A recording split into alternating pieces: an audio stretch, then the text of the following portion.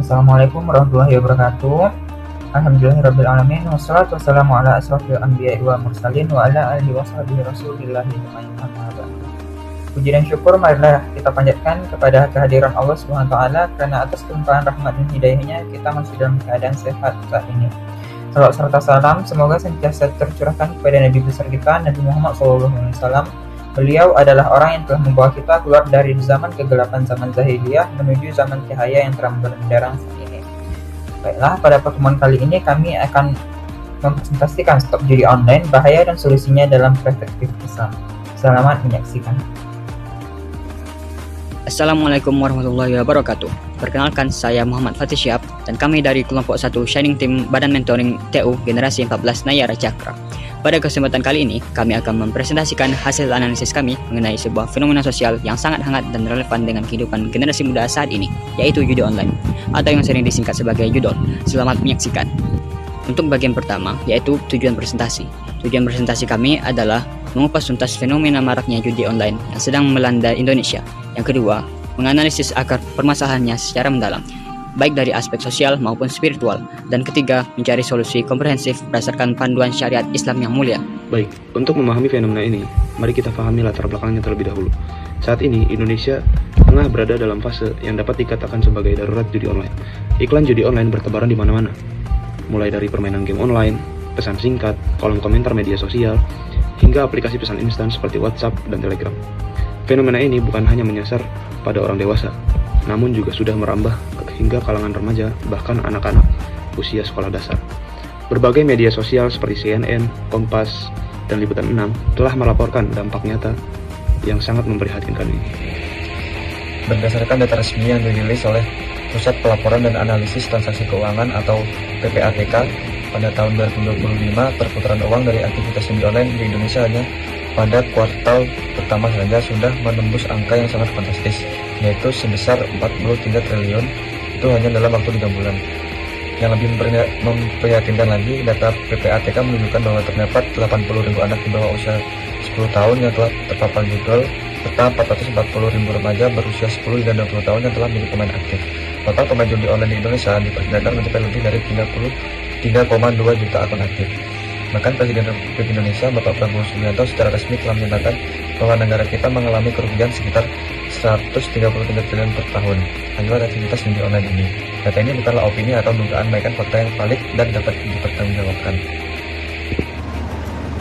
Dari fenomena tersebut, kami telah mengidentifikasi 5 permasalahan utama yang sangat erat dengan kaitannya dengan tema kajian kami. Yang pertama, krisis materialisme dan iming-iming kaya cepat.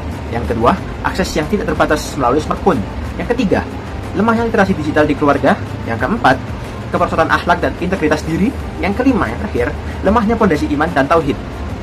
Sebagai gambaran nyatanya, kami menyajikan 4 studi kasus yang telah terjadi di Indonesia. Yang pertama, anak-anak usia sekolah dasar yang telah terjadi judi slot, sebagaimana dilaporkan oleh Berita 1. Kedua, korban dewasa yang merugi hingga 100 juta rupiah, motor dan mobilnya habis terjual, dilaporkan oleh TV One. Yang ketiga, seorang ayah yang menganiaya anak kandungnya tersebut akibat kecanduan judol, dilaporkan oleh iNews. Yang keempat, terakhir, seorang ibu rumah tangga yang membobol pinjaman online sebesar 800 juta rupiah dengan menggunakan ratusan KTP tetangganya, sebagaimana dilaporkan oleh Tribun Jambi. Mari kita bedah satu persatu akar permasalahan ini. Mengapa hal ini dapat terjadi? Hal ini terjadi karena materi tanpa landasan spiritual akan terasa kosong. Generasi muda yang tergiur dengan iming-iming kaya cepat akhirnya kehilangan arah dan terjerumus ke dalam jurang yang membinasakan. Selain itu, perkembangan teknologi yang seharusnya membawa manfaat justru disalahgunakan menjadi pintu masuk kemudaratan. Akses yang terlalu mudah, kurangnya pengawasan keluarga, serta lemahnya literasi digital menjadi faktor pemicu yang sangat krusial. Namun, yang paling utama, akar dari semua permasalahan ini adalah lemahnya pondasi iman dan tauhid dalam diri kita sebagai seorang muslim.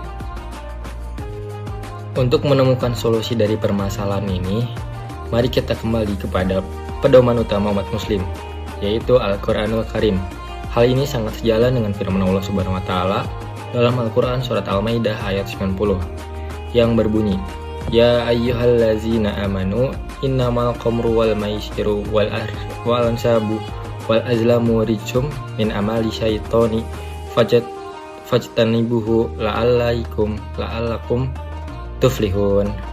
yang artinya, wahai orang-orang yang beriman, sesungguhnya minuman keras, berjudi, berhala, dan mengundi nasib dengan anak panah adalah perbuatan keji dan termasuk perbuatan setan.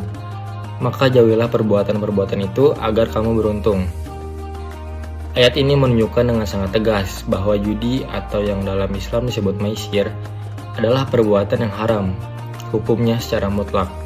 Bahkan, Ketua Majelis Ulama Indonesia, Bapak Anwar Iskandar, secara resmi menyatakan bahwa tidak diperlukan fatwa tambahan karena Al-Quran sudah secara terang benderang melarang aktivitas ini. Firman Allah sudah berada di atas fatwa. Berdasarkan analisis tersebut, solusi komprehensif yang dapat kami tawarkan terdiri dari 6 langkah praktis. Yang pertama, memperkuat fondasi iman dan tauhid. Kedua, mendisiplinkan sholat 5 waktu sebagaimana firman Allah dalam Quran surat Al-Ankabut ayat 45 bahwa sholat yang benar akan mencegah perbuatan keji dan juga mungkar. Ketiga, menanamkan sifat qanaah, yaitu merasa cukup dengan rezeki halal yang Allah berikan. Keempat, berikhtiar di jalan yang halal sesuai Quran surah Al-Jumu'ah ayat 10. Kelima, saling mengingatkan sesama sebagaimana Quran surah Al-Asr ayat 3. Dan keenam, berani melakukan hijrah digital, menguninstall aplikasi, memblokir situs, dan mengganti waktu dengan aktivitas yang lebih produktif. Sebagai kesimpulan dari analisis ini, kami menarik benang merah dari 3 poin utama. Pertama, judi online merupakan ancaman nyata bagi generasi muda Indonesia, didukung oleh data PPATK yang valid. Kedua, akar permasalahannya bukan semata-mata ekonomi, tetapi juga krisis spiritual yang mulai melemah imannya. Dan ketiga, Islam telah memberikan jawaban yang tegas. Jauhilah judi, raihlah keberuntungan sejati dari Allah Subhanahu wa Ta'ala.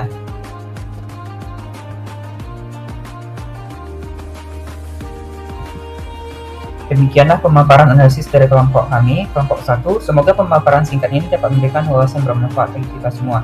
Mohon maaf apabila terdapat tutur kata yang kurang berkenan. Stop judi online mulai dari diri sendiri, mulai dari sekarang. Terima kasih. Wassalamualaikum warahmatullahi wabarakatuh.